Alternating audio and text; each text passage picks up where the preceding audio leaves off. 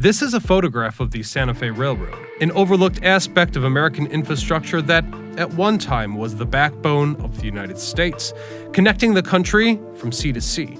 In fact, many have claimed that the Santa Fe was the giant that drove westward expansion and national commerce. However, in its later years, it faced a series of unfortunate events, irreversibly changing its course and leading its name to obscurity. So join us as we explore the rise and fall of the Santa Fe Railroad. I'm your host, Ryan Sokash, and you're watching It's History. The Atchison, Topeka, and Santa Fe Railway, commonly known as the Santa Fe Railroad, was founded in 1859. This is when Cyrus K. Holliday, the visionary behind the ambitious project, envisioned a transcontinental railroad stretching from Kansas to the Pacific Ocean to boost trade and prosperity nationwide. And hence, Holliday drafted the company's founding documents and was swiftly able to ensure their approval as a member of the Territorial Senate. Now, as a side note, for those of you who love trains, I have something that might interest you. Train Station 2, the sponsor of this episode, and an incredible free-to-play mobile game available on all devices. Train Station 2 is the perfect game for everyone who loves trains and stress-free challenge. In Train Station 2, you can become a railroad magnate, expanding your train empire worldwide. Collect historic trains or modern locomotives like the Baldwin 60,000 or the Union Pacific GTEL Veranda. Furthermore, you can explore fascinating places like Great Britain, Germany, the United States, Japan, and beyond.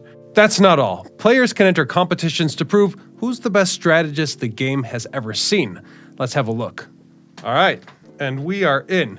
As far as video games go, this is just my cup of tea. I love to see the progress and also have the feeling that I'm kind of recreating something that has been done for generations now. You get to see what it takes to build a railway, from the mining process to actually laying the tracks. This game is such a blast. There are so many unexpected twists and turns, not to mention that you can grow your network into something really pretty monumental. It's a lot of fun, especially with the new Mission Mars event where you'll help Matthew terraform Mars, collect the first Martian crops, potatoes, and build the first railway on the Red Planet. And here's the best part of all. If you download Train Station 2 through the link in my description, you'll receive a special free starter pack with 200 gems, an extra dispatch for 7 days, and 500 keys to boost your train fleet, all just for $15. So don't hesitate. Click the link below right now to take advantage of this exclusive opportunity. I'd also add that many players have shared their positive experiences with Train Station 2. I've personally reached level 10, and I can say that it's really entertaining and challenging.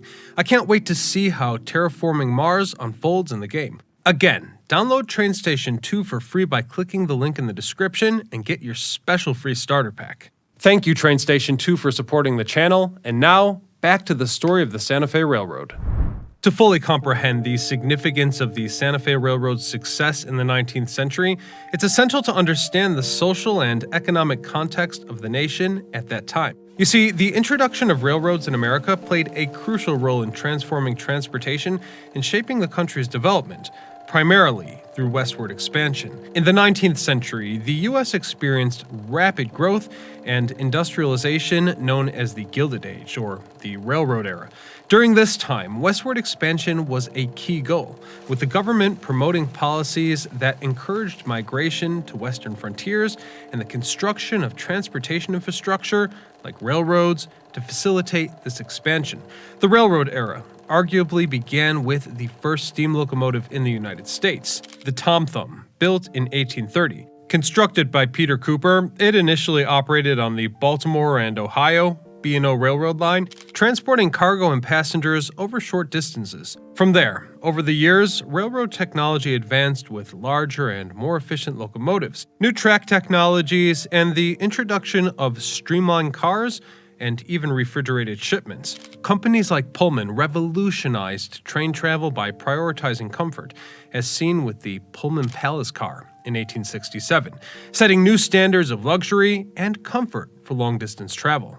In 1860, development in the East was evident with reliable rail service, while the West remained largely undeveloped. In terms of the West, completing the first transcontinental railroad on May 10, 1869 was a major milestone. The construction of these new rail lines also led to new towns and changes in settlement distribution, including places like Dodge City, Cheyenne, and Omaha. The standardization of tracks, equipment, and operational practices increased efficiency and safety, accelerating the transition to an industrial economy. However, the railroad also highlighted conflicts between Native American tribes and settlers due to greater accessibility to previously isolated territories. Even so, as far as the government was concerned, it was worth it, as the economic and social context of the era was defined by territorial expansion, westward migration, and economic growth, all of which contributed to the drive for the construction of the Santa Fe Railroad. The Santa Fe Railroad began construction in 1869 and rapidly progressed to the point where tracks extended to the border between Kansas and Colorado by 1872. This remarkable expansion served as a means of transportation and opened up vast regions for settlers and trade. This remarkable expansion continued all the way to Pueblo, Colorado in 1876. Now, we should also clarify one oddity. You see, despite bearing the name of New Mexico's capital, the railroad's main line never went down that far. In fact, it never reached Santa Fe proper. This was due to challenging terrain that made track laying impractical. And hence, a branch line was established from Lamy, several miles away from Santa Fe, to serve the city. Anyhow, the company set up real estate offices and obtained agricultural land through U.S. Congress land grants to increase profitability, in a clever scheme where new farms created the demand for freight and passenger transportation services, which, surprise, surprise, Santa Fe readily provided.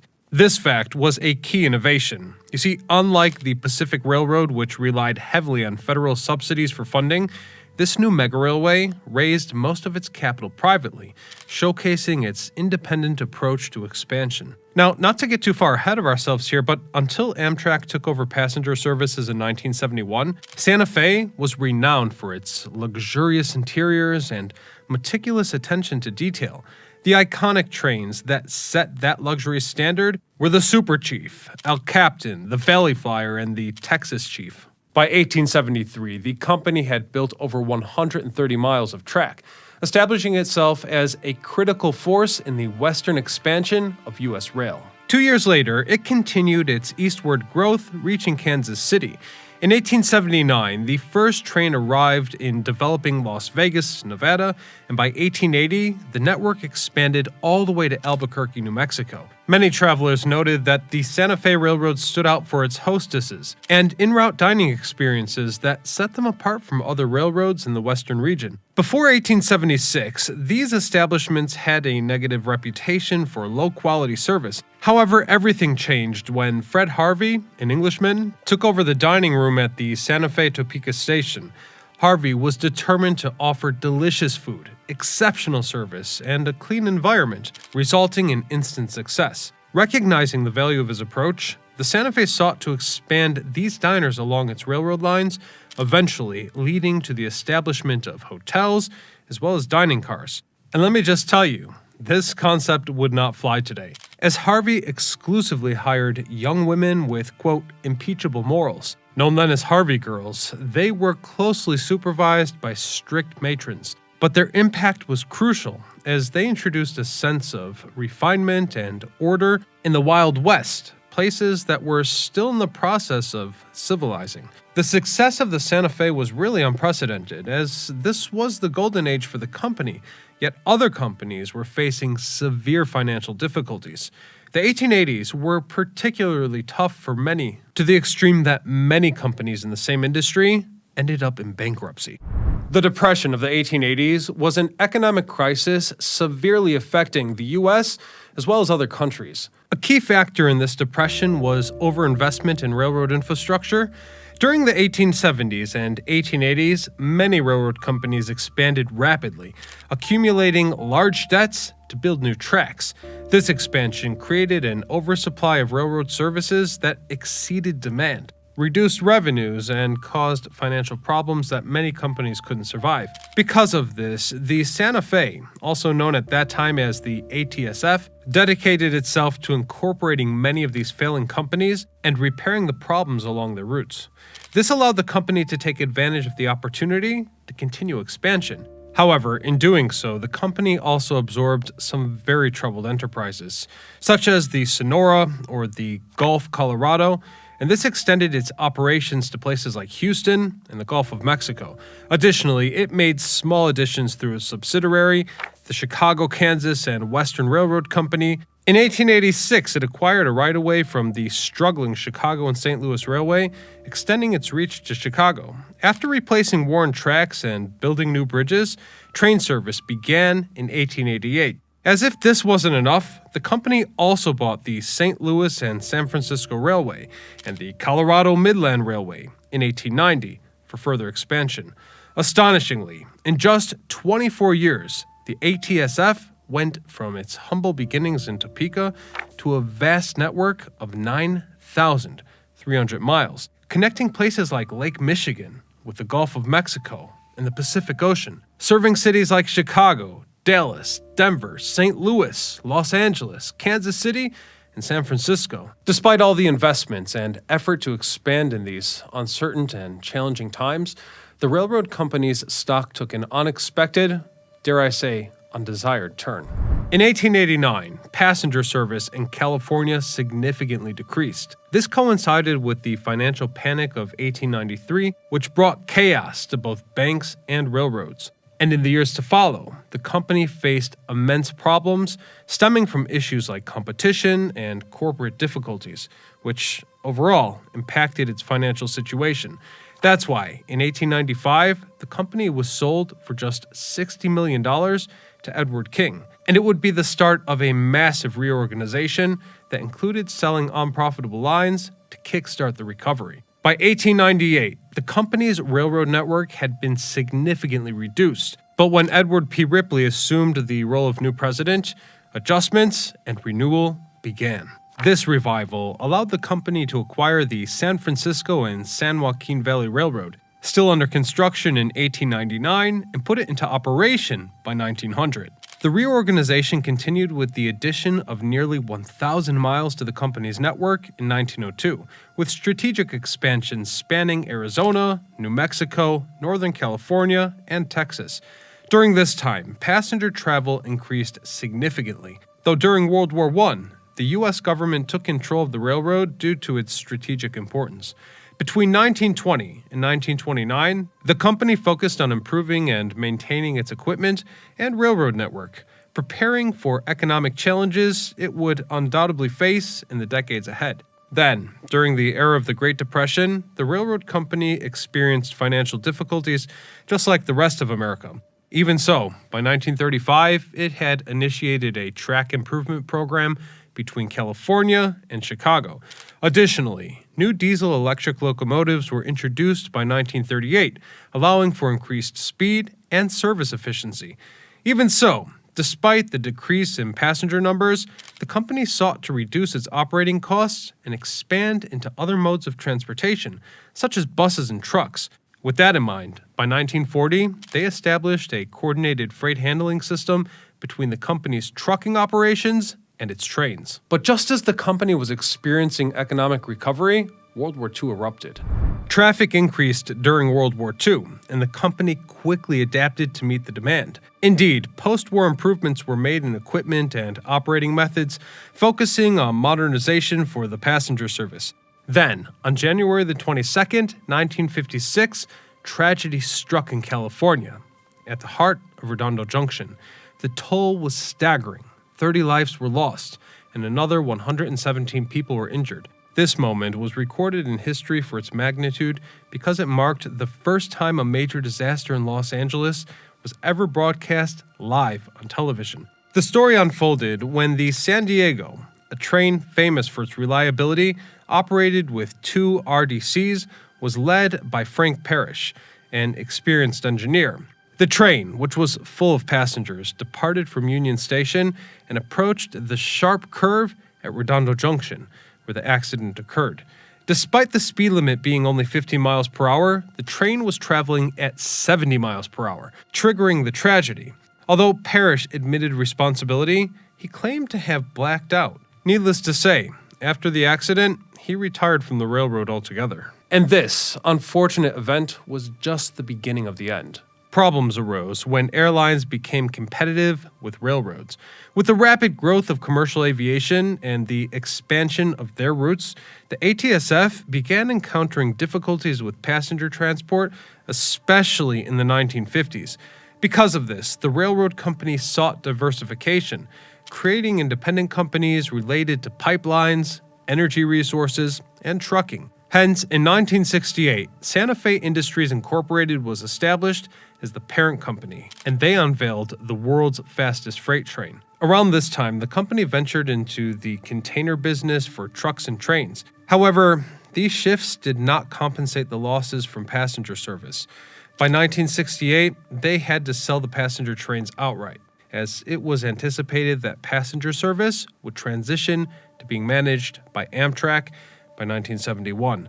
This change signaled the end of an era for ATSF and the beginning of a new era focused on just freight transportation. By 1972, Santa Fe Industries Incorporated had diversified into transportation, natural resources, and real estate. And at this point in the story, the Santa Fe was one of the 2 least profitable railroads in all of America. Basically, a merger was necessary to shorten routes, create economies by eliminating overlaps, as well as cooling down competition between companies. Due to this situation, other major railroads began merging in the early 1980s, making the merger of ATSF and SBC necessary for survival. And so it was. The merger with the Southern Pacific Company in 1983 resulted in the creation of the Santa Fe Southern Pacific Corporation, but unfortunately, the ICC rejected the merger in 1987. So later that same year, the company pivoted again, restructuring and selling off its railroad business to the Rio Grande Industries. Even so, despite restructuring and divesting some subsidiaries, it maintained its extensive reach, ranking as the 7th largest railroad in the U.S. in 1988 with a network of 12,000 track miles. Despite financial losses and legal obstacles, including a nasty antitrust lawsuit judgment in 1989, the company preserved and continued its operations. And then finally, an ultimate solution was found when a merger between Burlington North and ATSF was announced in June of 1994, marking the beginning of consolidation in the U.S. railroad industry. Despite some obstacles, such as opposition from other railroads, the merger was completed by 1995. This merger led to the ATSF being absorbed by BN, forming the new Burlington North Santa Fe Corporation, meaning the end of the company's autonomy as we knew it, or ultimately, the downfall of America's greatest railroad. Most of the Santa Fe Railroad's main original routes are still active today, albeit occasionally under different names. Only a few lines have been closed, like the old Eastern Oklahoma, Newkirk Shawnee Pauls Valley, Oklahoma Central, and some other branches in the area. Over at abandonrails.com, we can find listings of all the abandoned railroad tracks with highlights including the abandoned Black River Bridge, the Alma District, and the Cedar Vale Branch. Additionally, the site features information from users who have visited these places, sharing photos or other data about the abandoned passages. For example, in the heart of the Turquoise Trail between Santa Fe and Albuquerque lies the picturesque village of Madrid, New Mexico. Once a bustling mining center, this place was known for its rich deposits of lead and coal, which were crucial to the city's development in the late 19th and early 20th centuries. In 1900, the Santa Fe Pacific Railroad introduced a locomotive known as number 266, a powerful 280 built by the Richmond Locomotive Works. This machine was one of the 20 used over the years, and it underwent several changes in its identity and components, especially the tender. Over time, the locomotive became number 769 in the 1930s. In 1950, it was sold to the Albuquerque and Los Cerrillos Coal Company and joined 2 other 280 locomotives to operate on the branch line to Madrid. However, the following decade brought difficulties to the railroads and the coal industry. Madrid, once a thriving town, gradually turned into a ghost town. Meanwhile, the AT&SF Railroad was replacing its old locomotives with more efficient diesel-electric models, which would define the future of railroads in the United States. In 1959, when Madrid was nearly deserted, the locomotive was abandoned in front of the engine house and has remained there ever since. Although it's weathered with rust, dust, and dirt over time, it's actually in better condition than it was before restoration in the 1970s. Madrid, on the other hand, has been reborn as a cultural hub with various art galleries. The Old Coal Mine Museum celebrates the area's history and displays number 769 in its original location. The Santa Fe Railroad played a crucial role in the growth of the United States through its strategic expansion and aggressive acquisition of other companies. It became a crucial player in the development of the American West, culminating in what many consider to have been the golden age in American railroads. So let's help keep its story alive by sharing this video, and if you have more information on the topic, please share that knowledge in the comment section below. Otherwise, I thank you for joining us, and until next time, I'm Ryan Socash, signing off. And special thanks to Train Station 2 for supporting the channel. Remember, you can download the game for free by clicking the link in the description, and when you do, you'll get a free starter pack.